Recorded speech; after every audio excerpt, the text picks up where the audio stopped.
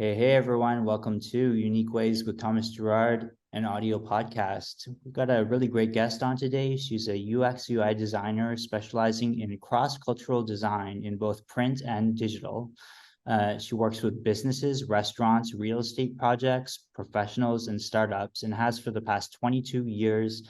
And she has a BBA in marketing. Please join me in welcoming Pauline Lai. Welcome, Pauline. Hi, Thomas.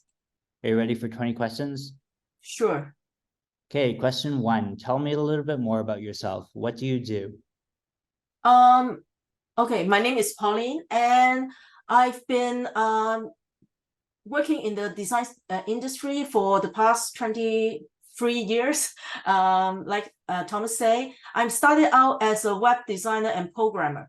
And then throughout the year, I transitioned from the programmer designer to become a communication design and also interaction design.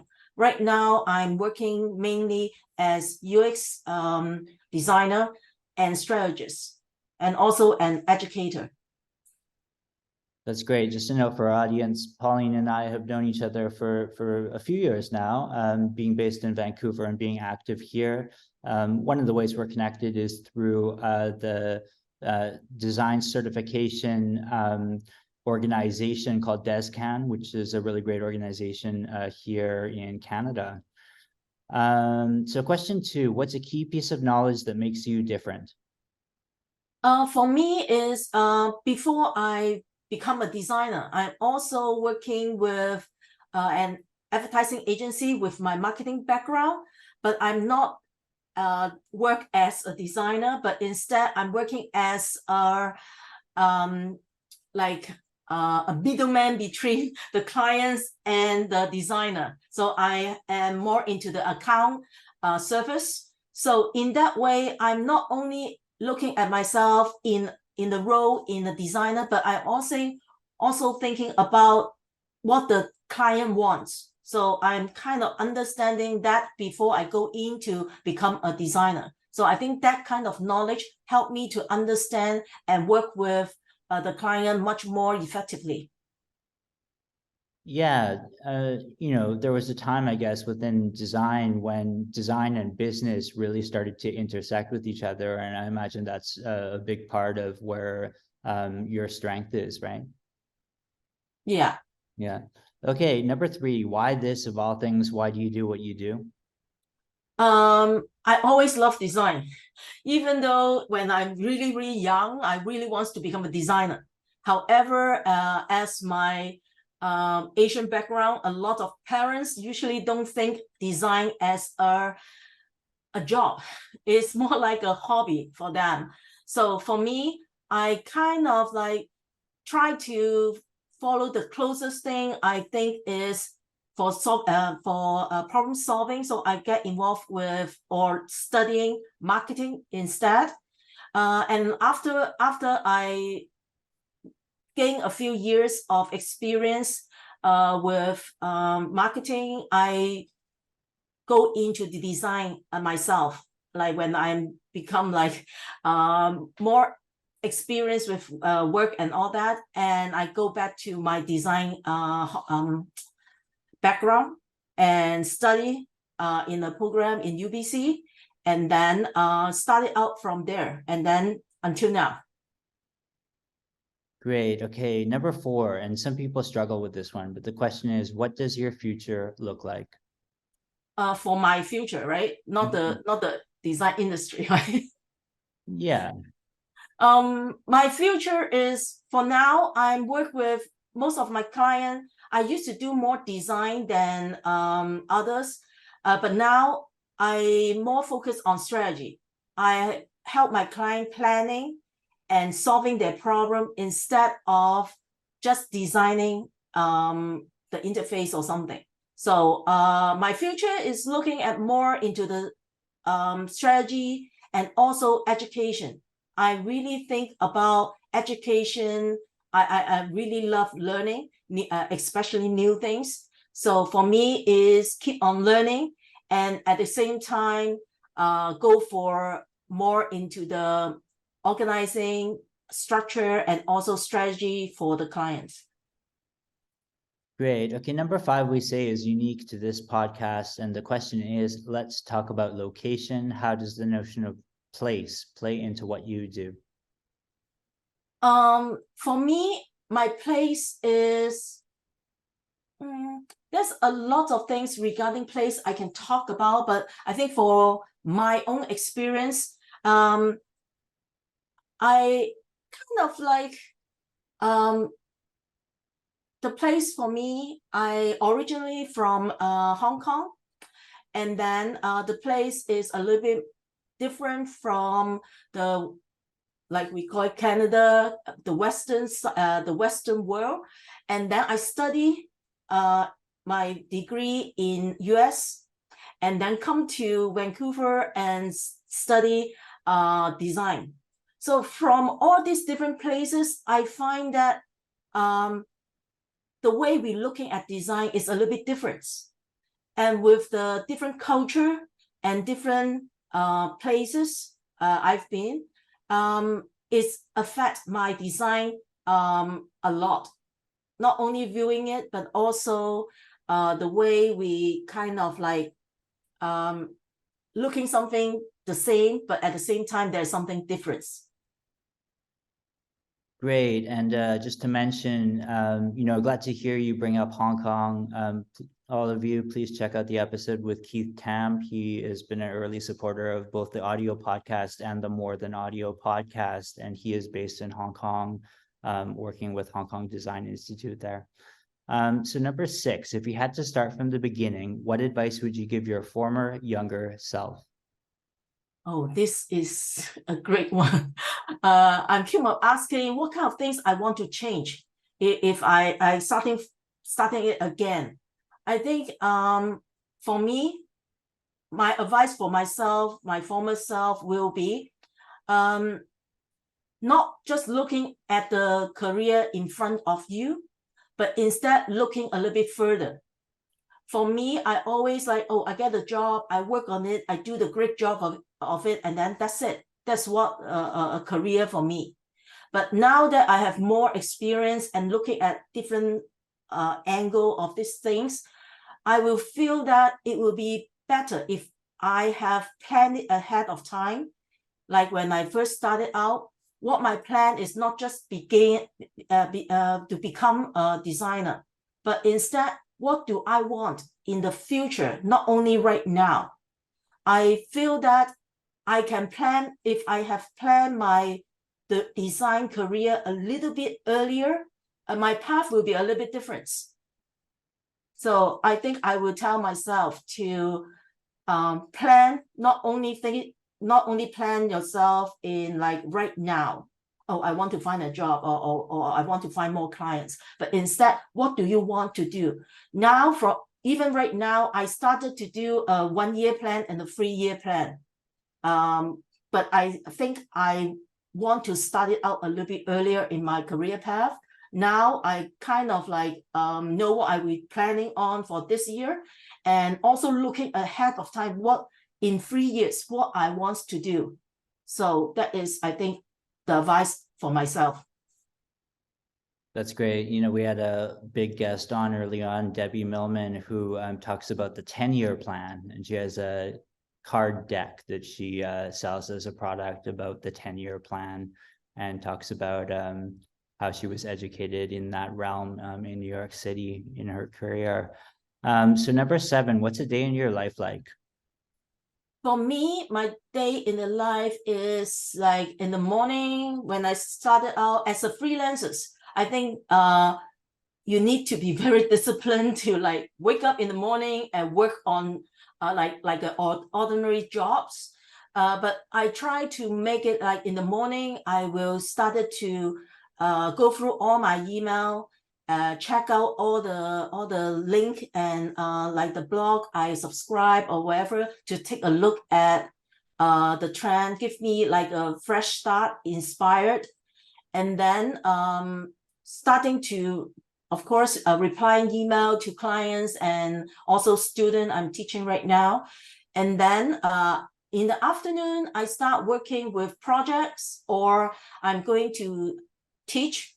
And And the evening, I try to be make it a little bit available for my mentorship. I'm also mentoring in different association, and also warranty my time with like with you in DeskCan and also other UX UX community and networking.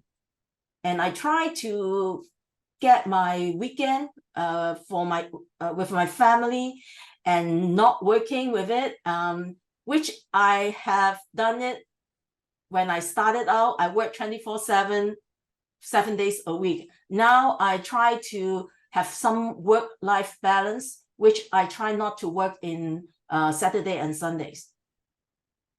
Nice, I can learn from that one. Number 8, lifelong learning is a popular topic. How do you stay up to date? For me, like I say before, every morning I go through all these different posts or any blog I'm subscribed, take a look at what's happening in the industry, and also attending different conference and also workshop. I keep on trying to learn new things and talking to people. I think a lot of people thinking about like when you're learning, a lot of times you have spend money and then go and take a course or something. But for me, I always learn a lot from my colleagues and also my friends who are in the same industry or sometimes even different industry. And from them, I learn a lot of different things. So to keep me up to date. Nice. And number 9, what tools do you use? Can you talk about the digital and the analog? So you mean when I design it, the tool, or my life, organizing my life? Yeah, I think design. Yeah, digital tools, analog tools for your work. Okay, for my work, for the like a lot of company I work for is like high tech startup, but I like to use paper and pen and also post-it note. But of course, nowadays, especially during COVID, we cannot do it in person. So I started to use more into like the mural board and of course the XD Figma and also some other newer tools for maybe prototyping and also organizing the project. Nice. And halfway, number 10, how do you deal with work-life balance? Like I say, I used to work 24/7, 7 days a week. Now, I think after a while, I feel like I can take some days off. So in the past, especially as a freelancer, I always like when I'm just new to the industry, I always feel very insecure in finding clients, or if I'm not there, my clients will leave me or something. So I always be there for them, but at the same time, I don't have life. I don't have a normal life. I work all the time. When I go for kind of vacation, I bring my laptop, and basically I don't have a vacation anymore because I bring my laptop. So now I don't do that anymore. What I will do is I will have some time, like this is my work time, which is weekday. Try to work between maybe 9 to around 6 or 7. And then the weekend will be off. And when a year, I will try to go for a vacation once. And if I did that, I will not bring anything except my iPhone, just to check my connect with my friends or something, and try not to bring the work with me when I'm taking a break. Nice. And number 11, if you weren't doing what you do now, what would you be doing? If I was doing what I'm doing now, if I'm not a designer or maybe a educator, I I think I will still work in maybe advertising as market like account service or a marketer. I like market research. I like solving problems, and I think with my marketing background, I think I can do well in that industry too. What would you not like to do with your career? What I don't like to do is, I think I will not like to do is,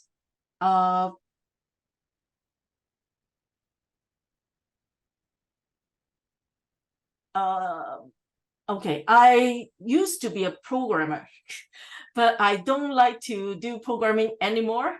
The front end, I'm still okay with it. The back end, I cannot keep up with it, so I don't really like to do it, and that's why I kind of like, when I started out as web design and programming, I choose design than programming. So I still know how to do it, but I prefer not to do it.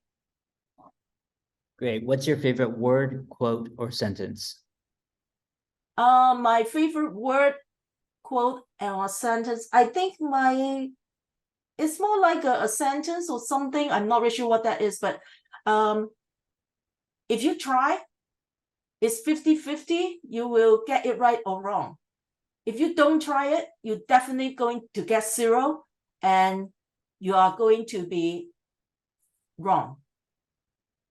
You know, I heard this super interesting thing about, like, yeah, if you try and you get it wrong, then you can try again and get it right. But if you don't try at all, then you're even before being wrong. You're not even wrong yet, which is worse. So number 14, what's your least favorite word, quote, or sentence? The least favorite word is, I can't do that. I think there is a solution. So we can always find a solution. So I can't do that, or I cannot work on it, or something. The I can't is kind of like, for me, is it's not my favorite word. I want to try, and then even I got it wrong or whatever, I can, like you say, try it again. I think in different way, I will find a way to get it right. Great. And number 15, if you had to pick one word to describe yourself, what word would you choose? One word for my work, right? For you. For me? For me, I will find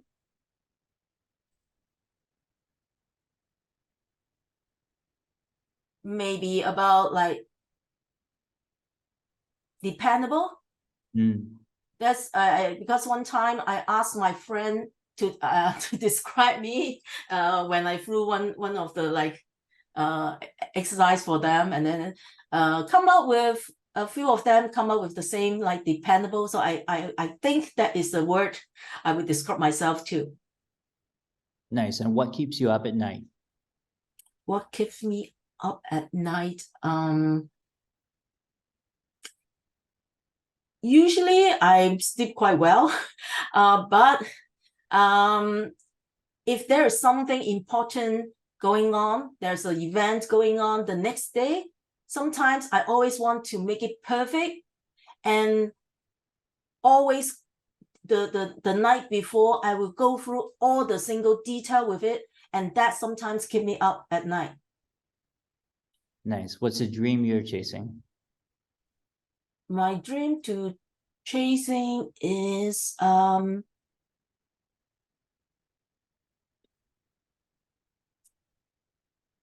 think I want to I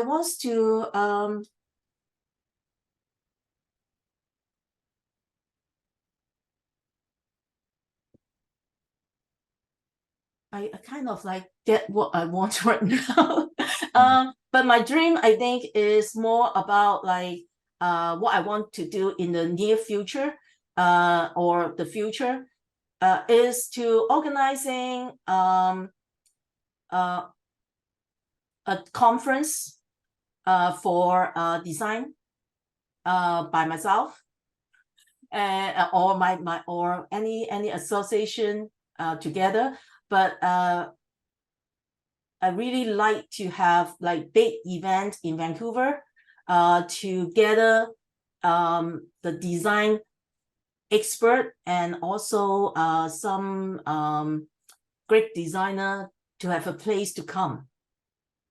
Perfect. And what inspires you?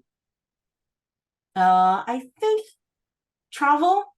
Every time I go for a vacation, when I come back, I always inspired by the culture I'm visiting, or even I go to somewhere I've been before, but always get some new ideas when I relax myself and enjoy it, a break, and then come back, always make me a little bit more, have more inspiration.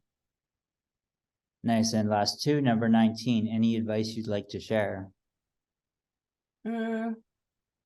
For a new designer or Mm-hmm. advice for who?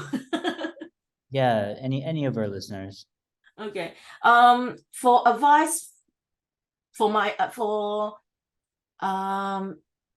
okay, the advice for anyone as designer, I think I'm not really sure. I think more into this design student, but lots of people talking about networking right now.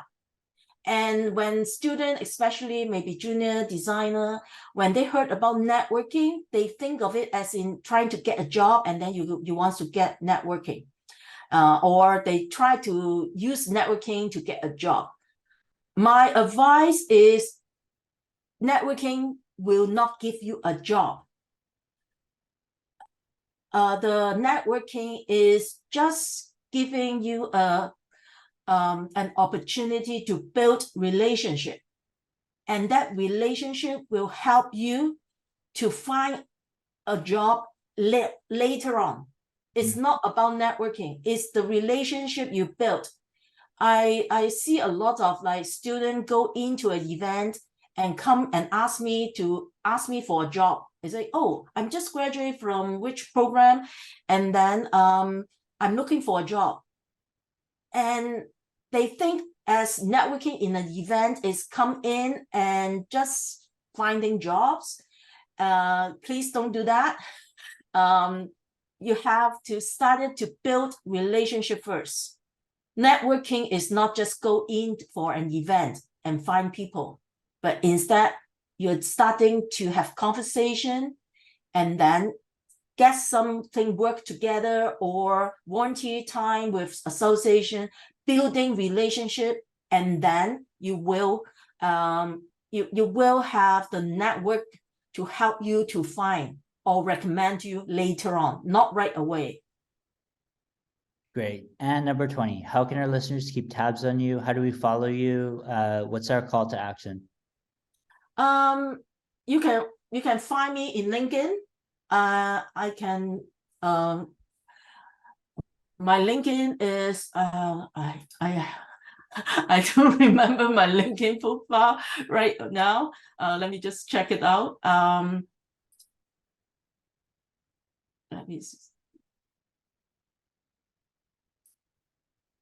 My LinkedIn profile is you search for Pauline number 9 and you will find me. Perfect. Okay, well, thanks so much, Pauline. I mean, it's so great to reconnect with you. For all of you out there, if you attend Vancouver events or you get involved in the mix, you'll find Pauline eventually. She's everywhere and doing so much for the community here. So great to have you on. Thank you so much. Thank you.